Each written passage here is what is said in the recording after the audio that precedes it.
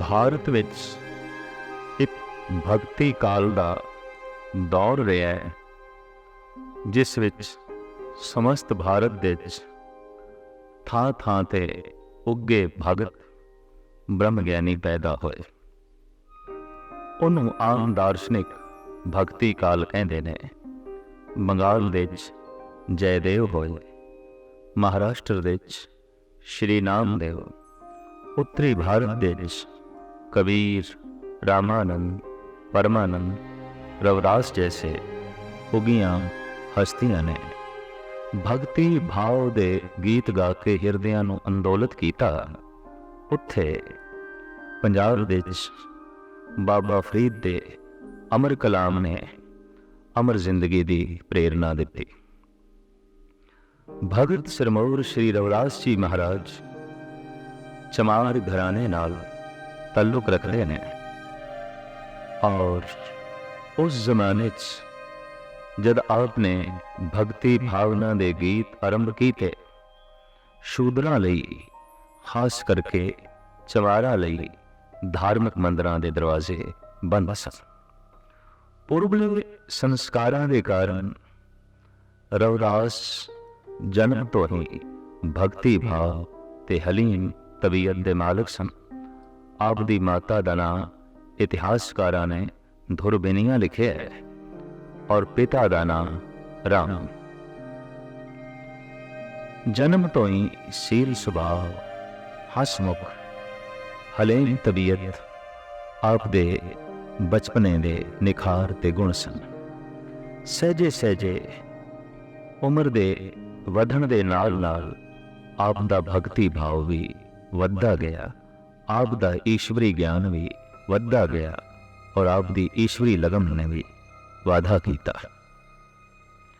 ਪੇਸ਼ੀ ਕਰਕੇ ਚੌਂਕੇ ਪਿਤਾ ਚਮਾਰ ਸਨ ਔਰ ਚਮੜੇ ਦਾ ਕੰਮ ਕਰਦੇ ਸਨ, ਨਵੀਆਂ ਜੁੱਤੀਆਂ ਬਣਾਉਂਦੇ ਸਨ ਔਰ ਮੁੱਢ ਢੋਰਾਂ ਦਾ ਚਮੜਾ ਲਾ ਕੇ ਖਰੜੀ ਪਕਾ ਕੇ ਉਹ ਬਕਾਇਦਾ ਚਮੜੇ ਦਾ ਵਪਾਰ ਵੀ ਕਰਦੇ ਸਨ। ਸ਼੍ਰੀ ਰਵਿਦਾਸ ਨੇ ਵੀ ਪੇਸ਼ਾ ਪਿਤਾ ਤੋਂ ਹੀ ਅਪਣਾਇਆ, ਲਿਹਾਜ਼ਾ ਆਪ ਨੇ ਬਨਾਰਸ ਦੀ ਚੌਕ ਵਿੱਚ ਬੈਠ ਕੇ ਜੁੱਤੀਆਂ ਗੰਢਣਾ ਇਹ ਪੇਸ਼ਾ ਅਖਤਿਆਰ ਕੀਤਾ।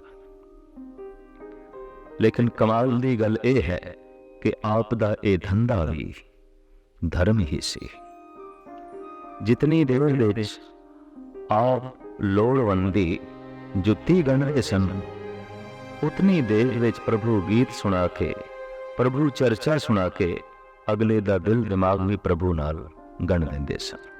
ਜੁੱਤੀ ਗੰਢਣਾ ਤੇ ਦਿਲ ਦਿਮਾਗ ਨੂੰ ਪ੍ਰਭੂ ਨਾਲ ਗੰਢਣਾ ਇਹ ਇੱਕੋ ਹੀ ਸਮੇਂ ਚੱਲਦਾ ਸੀ। ਧੰਦੇ ਦੇ ਉੱਤੇ ਧਰਮ ਦੀ ਮੋਹਰ ਸੀ, ਜਿਸ ਕਰਕੇ ਧੰਦਾ ਪਵਿੱਤਰ ਹੋ ਗਿਆ ਸੀ, ਪਾਵਨ ਹੋ ਗਿਆ ਸੀ। ਆਪ ਨੇ ਆਪਣੀ ਬਾਣੀ ਦੇ ਵਿੱਚ ਆਪਣੇ ਪੇਸ਼ੇ ਨੂੰ ਤੇ ਆਪਣੀ ਜ਼ਾਤ ਨੂੰ ਛੁਪਾਇਆ ਨਹੀਂ ਹੈ। ਆਪ ਸਾਫ਼ ਕਹਿੰਦੇ ਨੇ, ਮੇਰੀ ਜਾਤ ਕਮੀਨੀ, ਪਾਤ ਕਮੀਨੀ, ओछा जन्म हमारा, तुम सरनागत राजा रामचंद कहे रविदास चमारा। ਇਹ ਗੱਲ ਵੱਖਰੀ ਹੈ ਕਿ ਹਰ ਜ਼ਾਤ, ਹਰ ਵਰਨ ਦੇ ਵਿੱਚ ਭਗਤ ਬ੍ਰਹਮ ਗਿਆਨੀ ਪੈਦਾ ਹੋਏ, ਲੇਕਿਨ ਇਸ ਦੇਸ਼ ਦੀ ਵਿਪਰੀਤੀ ਅਨੁਸਾਰ ਬਣਾਇਆ ਹੋਇਆ ਵਰਨ ਵੰਡ, ਉਹਦੀਆਂ ਜੜ੍ਹਾਂ ਇਤਨੀਆਂ ਮਜ਼ਬੂਤ ਸਨ ਕਿ ਅਗਰ ਕੋਈ ਚਮਾਰ ਘਰਾਣੇ ਵਿੱਚ ਬ੍ਰਹਮ ਗਿਆਨੀ ਪੈਦਾ ਹੋ ਜਾਏ तो चमार ही अक्सर उसके आले दुआले बैठते सन, बाकी दूर ही रहते सन और ये अज तक भी देखने को मिलता है। तमाम जुलाहे कबीर दे कोल जा बैठे और इसी तरीके नाल छिंबिया ने नामदेव नूं अपना धार्मिक मुखी मन लिया। ये भी एक तरीके नाल वो जो बनी हुई वरण वंड की परंपरा सी, उहदी ही सूक्ष्म रूप विच मनोरथ है। दरअसल मनुख ज्यादा धन तो प्रभावित होता है। धनवान घराने च अगर कोई ब्रह्म ज्ञानी पैदा होया है तो फिर वो अवतार कहलाया है, ते गरीब दे घर विच अगर कोई ब्रह्म ज्ञानी पैदा होया है तो उन्होंने भगत ते मनिया है, पर बहुत लंबी चौड़ी इकट्ठ भीड़ उसके आले दुआले इकट्ठी नहीं हो सकी। महात्मा बुद्ध दे लालों रविदास का ज्ञान घट नहीं है, श्री राम दे नालों रविदास की सोचनी ते मर्यादा घट नहीं है। कृष्ण दे गीतां नालों रविदास दे गीत कोई कमजोर नहीं है, पर वो राज घरानियां नाल तल्लुक रखते ने, राजपुत्र ने, इस वास्ते वो अवतार कलाए। ये चमार घराने च पैदा होया, चमारा का पुत्र है, भगत मनिया भी तां भी बहुत टेढ़े विंगे ढंग नाल। आम भगतां दी तरह आप दा जीवन भी अनेकां तरह दे संघर्ष तो लंघिया, समाजिक सतल दा संघर्ष खड़ा हो गया और धार्मिक विरोधता भी करने वास्ते तरह तरह के विरोध आड़े आए। और आम है श्रेष्ठ पुरुषों की तरह इन्हां दे उत्ते भी झूठे दूषण लगते रहे। एक आम गाथा है कि आप दे गीतां तो आप दियां विचारां तो प्रभावित होई झालावाड़ दी महाराणी। उसने झालावाड़ आप नूं बुलाया। रविदास जी उसकी भक्ति भावना वेख के, उसकी श्रद्धा वेख के पहुंचे। रविदास की आमद दे झालावाड़ की महाराणी ने ब्रह्म भोज किया, तमाम ब्राह्मणों नूं न्योता दिता। तमाम ब्राह्मण पुजे, लेकिन जब ब्राह्मणों नूं पता चलिया कि जिसनों बुलाया गया ते जिसदे गीत ते विचारां तो प्रेरित होके ये सारा समारोह रचिया गया है, वो तो एक चमार है, वो तो शूद्र है, तो विरोधता ते खड़े हो गए और कहने लगे जितने तक इस चमार चों, इस चमार नूं महल चों कढ़िया नहीं जाना, असी भोजन नहीं छकांगे, असी दक्षिणा नहीं लवांगे। महाराणी दुबदा च पै गई।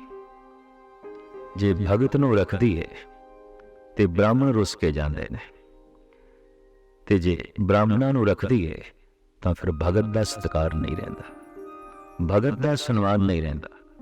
इस तरह दी दुबदा विच पई हुई महाराणी नूं वेख के रविदास ने कह दिता, अच्छा मैं इस ब्रह्म भोज की पंक्ति विच नहीं बैठ, और एक पासे हो गए। लेकिन जब ब्राह्मण भोजन छकन लगे पंगत विच बैठ के, ते की देखते ने एक एक ब्राह्मण दे नाल रविदास बैठा है। ये कला वेख के सारे ब्राह्मण रविदास दे पैरी आगे पे। इत्थे ही रविदास नूं कहना पिया, ऐसी लाल तुझ बिन कौन करे, गरीब निवाज गुसैया मेरो माथे छत्र धरे। ए प्रभु, मैं ते एक नीच सी अछूत सी, जंग की छोत जगत को लागे तां पर तू ही धरे। जिसदी छोत लोकी मंदे सन, जिन्हों अछूत करके लोकी ठुकरांदे सन, उहदे सिर दे उत्ते तू मान सन्मान दा छत्र रख दिता। इस तरह की मान वडियाई परिपूर्ण परमात्मा ने रविदास नूं बख्शिश की थी। और हकीकत है कि भगतां नूं हमेशा ही प्रभु सन्मान देंदा रहा, वडियाई देंदा रहा। एक दफा बनारस दे आप दी ब्राह्मणां नाल चर्चा हुई, चर्चा की मुठभेड़। दूतर ब्राह्मणों ने प्रभुता ने साफ कह दिता कि चमार का कोई हक नहीं किसी नूं धार्मिक उपदेश देना, चमार का कोई हक नहीं पूजा पाठ करना। उस वक्त रविदास कहते ने कि मैं और पावन हाँ, पवित्र हाँ, भावें मेरा पेशा चमड़े दी जुतियां बनाना है, लेकिन फिर भी मैं पावन हाँ, पवित्र हाँ। कैसे? रविदास ने यह भी कह दिता कि तुसी पावन नहीं हो, मैं पावन। तुसी पवित्र नहीं हो, मैं पवित्र हाँ। इस नाल ते उत्तेजित होना ही सी सारे पुरोहित लोगों ने। तो रविदास बड़े सुंदर नाल ढंग नाल पुरोहितां नूं समझाते ने। आप फरमान करते हैं, सुरसरी सल कृत बारनी रे ते संत जन करत नह पानन। अगर गंगा दे जल दी शराब बढ़ाई जाए ते किसी संत दे अगों पेश की जाए ते संत ने कह देना ठीक है, ये गंगा जल भी बढ़ाई गई है, पर गंगा जल वो गंगा जल नहीं रहा, वो शराब हो गए, अपवित्र हो गए, मैं नहीं पियांगा। संत ठोकर मार देगा, चाहे वो शराब गंगा दी जल दी क्यों नहीं बनी हुई।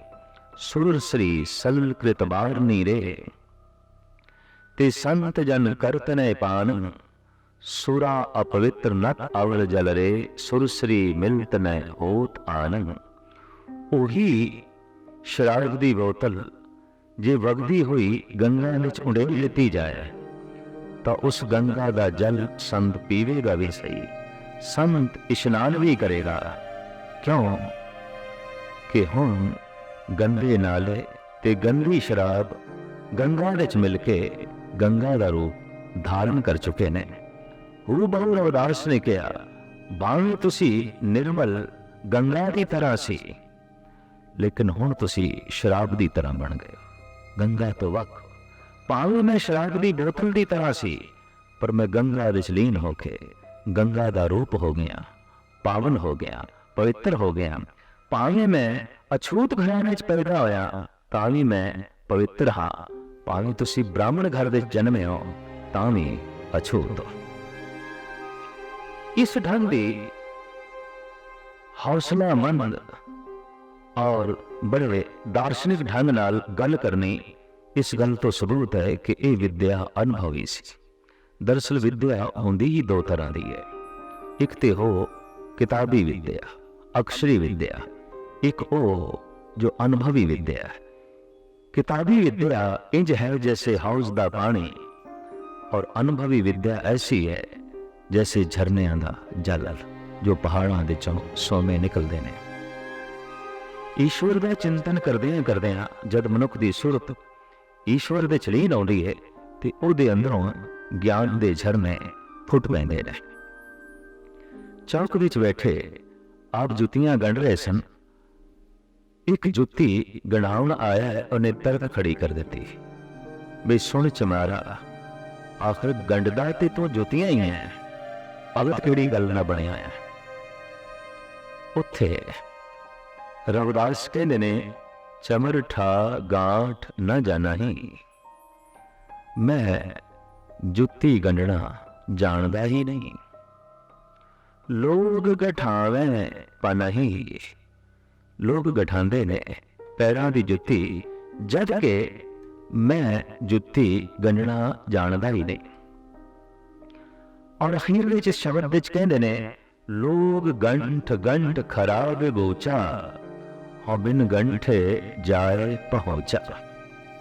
बहुत कीमती गल रहस ते रमज दे श्री रविदास जी महाराज कह गए हैं। आप कहते ने शरीर एक चमड़े की मड़ी हुई जुत्ती ते है, होर की है। और ऐसा होता है कि कभी पुत्रा नालों टुटदी है ते बंदा फिर गंढदा है, मित्रां नाल टुटदी है बंदा फिर गंढदा है, भरावां नाल टुटदी है बंदा फिर गंढदा है, पत्नी नाल टुटदी है, पति नाल टुटदी है, और टुटण ते फिर बंदा उसनों गंढदा है। रविदास कहने, मैं देखना ये जुत्ती रोज टुटदी है, ये जुत्ती लोकी रोज गंढांदे ने।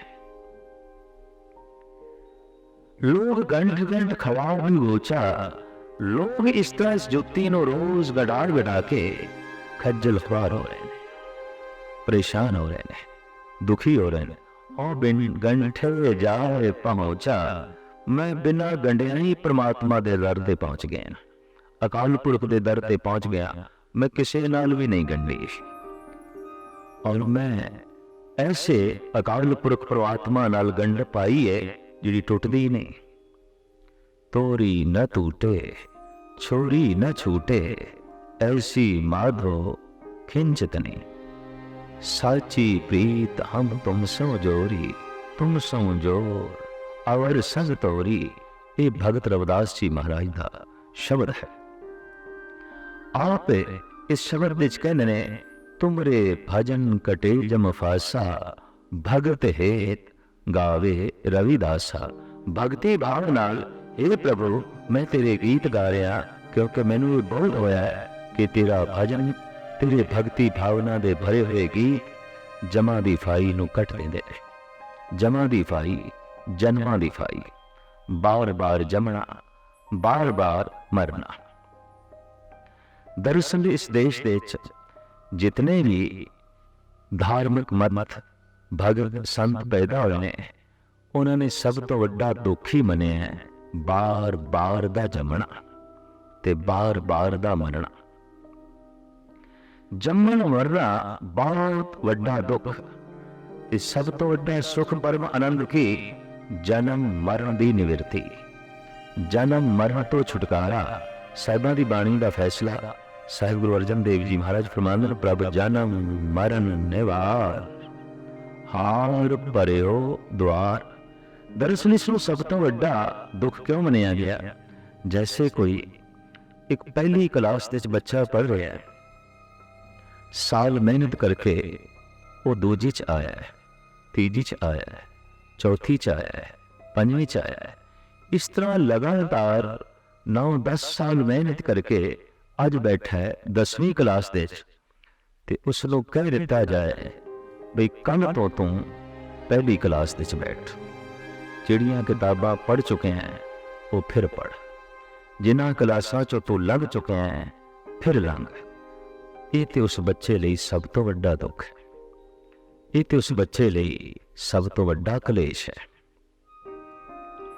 मनुख दा जन्म होंदा है, पंगूड़े च खेडदा है, दुध चोंगदा है, अचेत अवस्था दे च पिया रहिंदा है, सहजे सहजे वड्डा होंदा है, खिडौणियां नाल खेडदा है, होर वड्डा होंदा है, बाल सका छोटे छोटे बालकां नाल खेडदा है, होर वड्डा होंदा है, स्कूल जांदा है, विद्यालय जांदा है, विद्या पढ़दा है, फिर जवान होंदा है, विआहिया जांदा है, फिर उसदे बच्चे होंदे ने, कम धंधियां दे च ये प्रवृत्त होंदा है, सुख दुख दे च ये जीवन बतीत करदा है।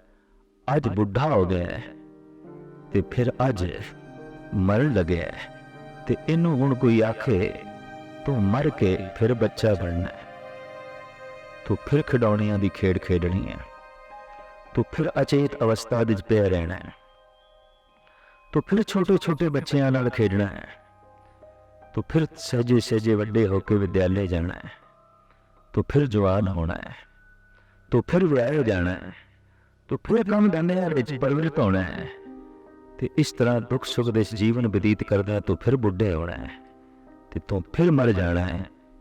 ये तो सब तो वड्डा दुख है। जिन्हां क्लासां चों लंघ चुके हैं उन्हां चों फिर लंघीए, जिन्हां किताबां नूं पढ़ चुके हैं वो फिर पढ़िए। भगत रविदास जी महाराज ने ये प्रार्थना की थी, बहुत जन्म बिछरे थे माधो, ये जन्म तुम्हारे लेखे, कह रविदास आस लग जियूं, चिर भयो दर्शन देखे। हे प्रभु बहुत जन्म मैं बिछड़िया ही रहा, जमदा रहा, मरदा रहा, जन्मदा रहा, मरदा रहा। भारत विच जितने भगत संत पैदा हुए ने उन्होंने इस ढंग नाल पुनर जन्म नूं मनिया है, ते भारत तो बाहर अगर किसी ने पुनर जन्म नूं मनिया है तो वह केवल सूफी फकीर ही ने। जैसे कि शमस तबरेज़ का कहना है, बाज आमदम ता यार रा मेहमा गुनम। मैं बार बार इस दुनिया ते आया ताकि खुदा नूं अपने घर दा मेहमान बना सका, अपने घर विच लिया सका। ते शमस तबरेज़ कहने मेरा हर जन्म ਵਿਅਰਥ ਚਲਾ ਜਾਂਦਾ ਰਿਹਾ। ਉਹ ਤੇ ਇੱਥੇ ਤੱਕ ਕਹਿੰਦੇ ਨੇ ਕਿ ਜਦ ਮੈਂ ਸੁਰਤ ਨੂੰ ਪਿੱਛੇ ਲੈ ਜਾਣਾ ਤੇ ਮੈਨੂੰ 9 ਮਾਵਾਂ ਦਿਖਾਈ ਦਿੰਦੀਆਂ ਨੇ ਜਿਨ੍ਹਾਂ ਦੀ ਗੋਦ ਵਿੱਚ ਮੈਂ ਖੇਡ ਚੁੱਕਿਆ, ਜਿਨ੍ਹਾਂ ਨੇ ਪਾਲ ਪੋਸ ਕੇ ਮੈਨੂੰ ਵੱਡਾ ਕੀਤਾ ਸੀ।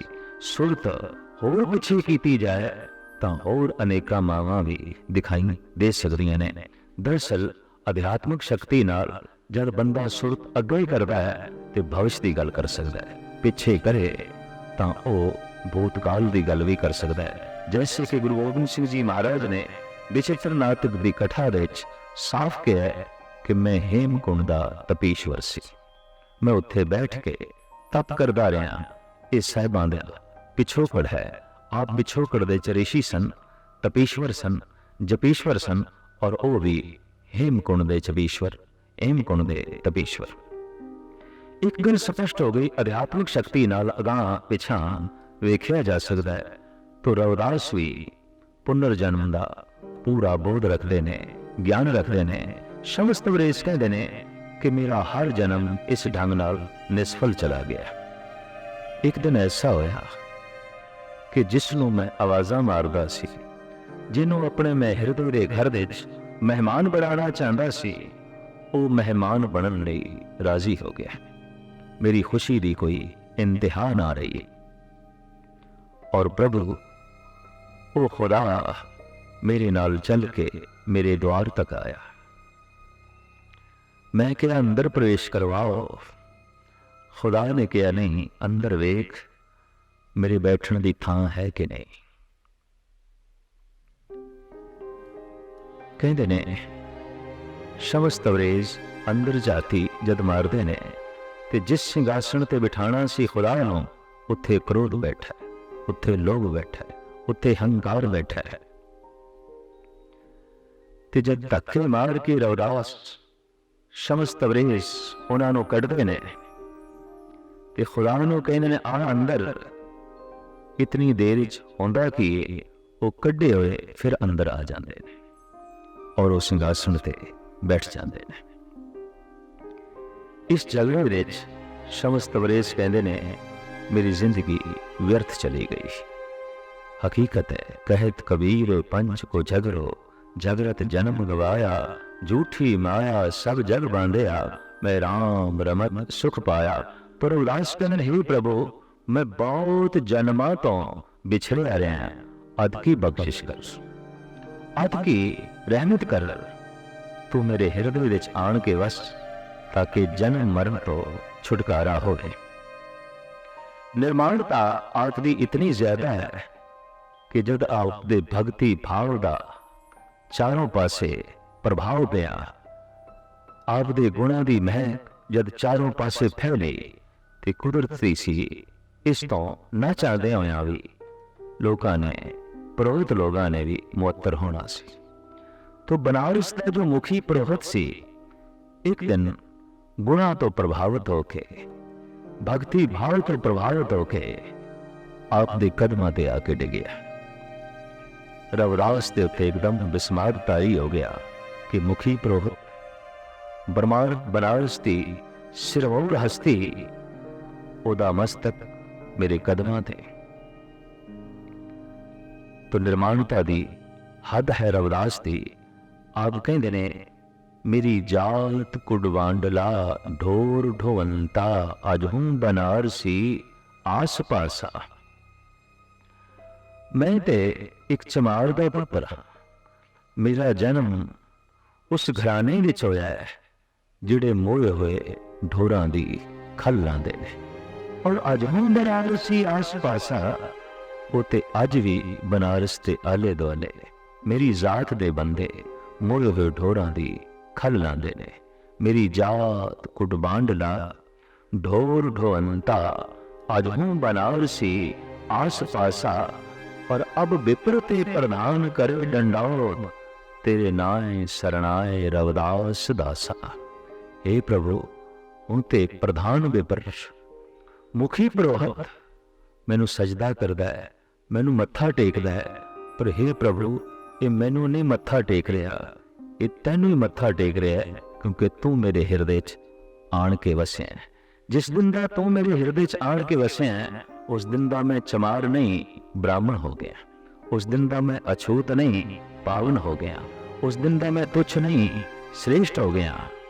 और उस दिन दा मैं ਇਹ भी महसूस कर रहा कि हुण तेरे ते मेरे विच कोई अंतरा भी नहीं रहा। तो ही मोही अंतर कैसा, कनक कटक जल तरंग जैसा।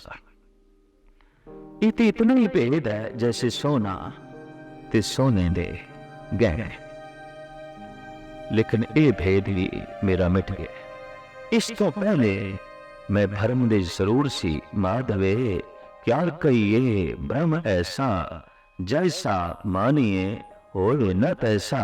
नरपत एक सिंहासन सोया, सुपने भया भिखारी। अछत राज बिछरत दुख पाया, सोगत भई हमारी।